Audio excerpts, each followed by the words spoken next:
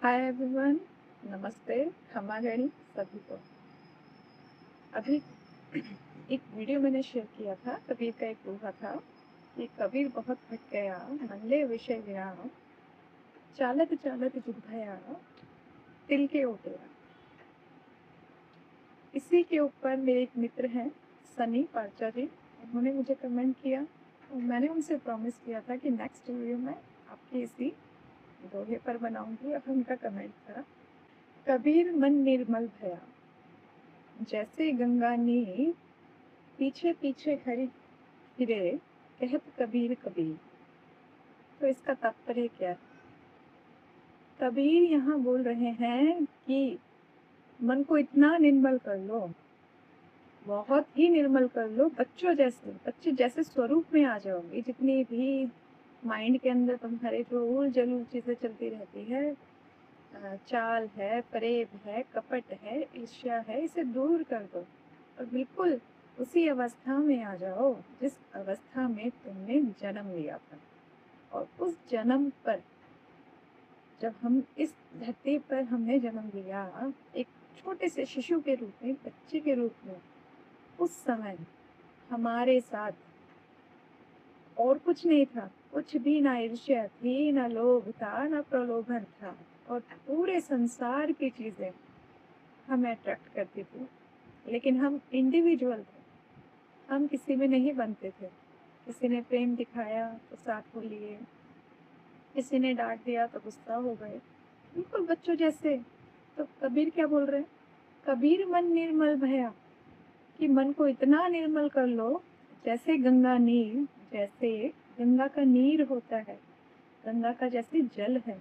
हम सभी जाते हैं गंगा जी में, कि बहुत पवित्र नदी है। उसको पवित्र करने या कोई किसी का श्राद्ध करने या कोई खत्म होता है तो उसको विसर्जित करने के लिए।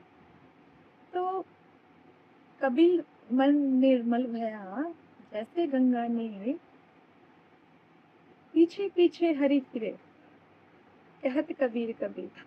और जब आप इतनी अवस्था में आ जाते हो, उस निर्मल अवस्था में जब आप स्वयं को ले आते हो, फिर आपको हरि ढूंढने की जरूरत नहीं पड़ती, भटकना नहीं पड़ता आपको इस संसार में।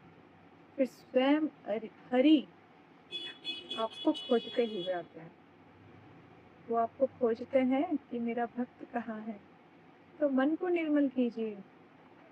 मंदिर में जाने से, मस्जिद में जाने से वो निर्मल नहीं होगा। स्वयं को निर्मल कीजिए, अपनी आत्मा को निर्मल कीजिए, अपने मन को निर्मल कीजिए और इतना निर्मल कर लीजिए जैसे गंगा नीर है, गंगा का जैसे जल, जिसमें कितनी भी उसमें आप गंदगी डाल दो, वो स्वतः ही साफ हो जाती है।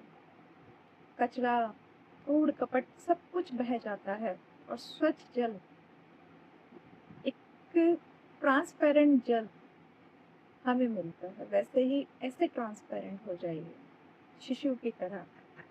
फिर आपको नहीं भटकना, हरि आएंगे, हरि ढूंढते हुए आएंगे, आपको पूछते हुए आएंगे मेरा वो भक्त कहाँ है। तो हरि की जो महिमा है हमें ढूंढने की, वो महिमा कैसी है? हरि हर भक्त को ढूंढ रहे हैं। ऐसा नहीं कि हरि कुछ काम नहीं करते, हरि भी हमें ढूंढ रहे हैं।